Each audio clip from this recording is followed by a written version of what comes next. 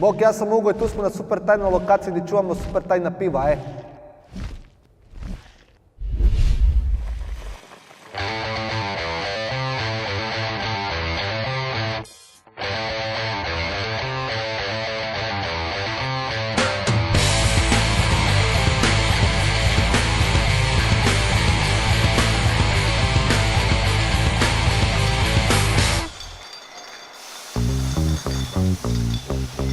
Divlja piva su piva nastala spontanim vrenjem, odnosno ukoliko se topla sladovina nađe na nekom otvorenom prostoru, može se desiti da iz samog zraka mikroorganizmi upadnu u tu sladovinu i desi se spontana fermentacija.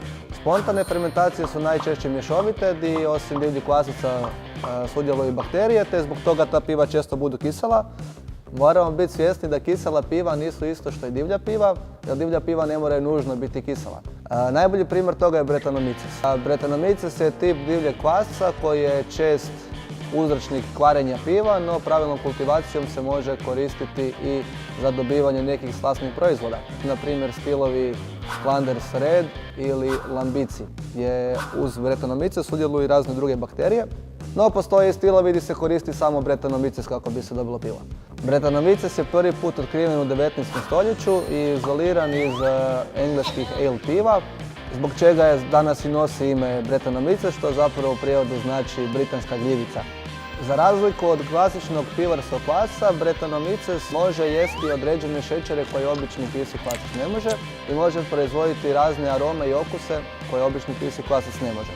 No, za sve to mu treba puno više vremena nego za običnom pivskom kvasu, što će reći da za neku prosječnu fermentaciju sa Saccharomyces pivskim kvasem treba će nam do tjedan dana, dok će nam za fermentaciju samo sa Brett kvasem trebati otprilike par mjeseci, ako ne možda i godina dana.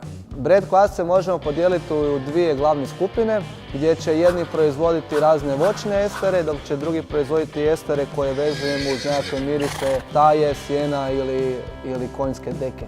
Započeli smo novu seriju piva koju smo nazvali Brewers Concoction. Prva 4 Brett piva koje smo napravili u toj novoj seriji odležala su u ovim bačama, prilikom čega smo na bazno pivo nacijepili Brett kvasce koji su u samim bačama još dodatno odfermentirali.